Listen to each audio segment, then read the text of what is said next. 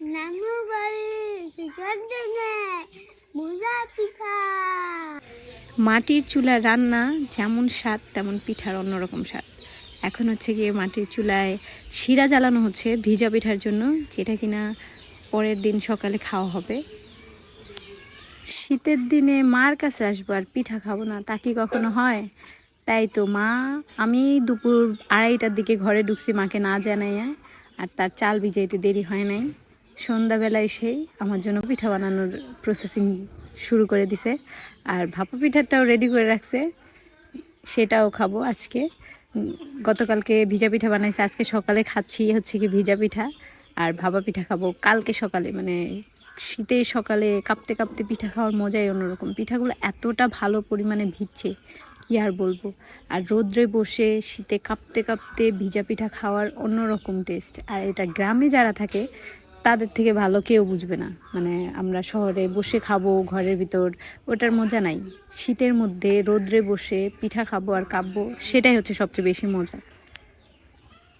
আর পিঠা সেটা একমাত্র আমার মায়েরটাই আমার কাছে সবচেয়ে বেস্ট লাগে, কেননা আমার মা বুঝে আমি কোন টাইপের কোন কোয়ান্টিটির পিঠা পছন্দ করি।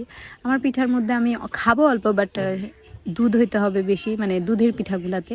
আর যেগুলো হচ্ছে সিটরুটি ওগুলোর মধ্যে গোস্তের মধ্যে ঝাল হতে হবে। তো আমার মা এই কোয়ান্টিটিগুলো খুব ভালোভাবে বুঝে যে তার মেয়ে কেমন পিঠা পছন্দ করে, তো সে সেই মোতাবেকই রান্না করে। আমি খাবো অল্প, বাট টেস্ট নিয়ে খাবো, এটা হচ্ছে গিয়ে আমার রুলস।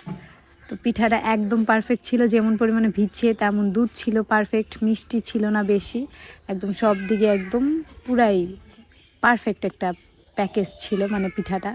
তো আমার কাছে খুবই ভালো লেগেছে। কি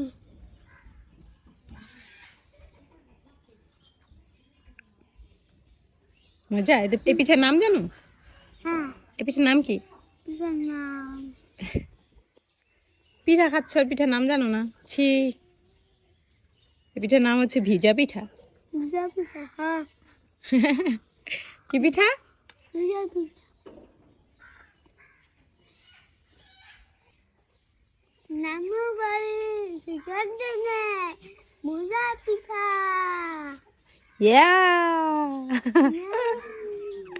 ইয়ম। নাম কি পিঠার?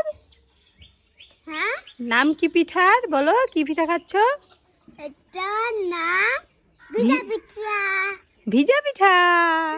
ইয়ে, নানুরে থ্যাংক ইউ বলে দাও, বলো অনেক মজা। নানু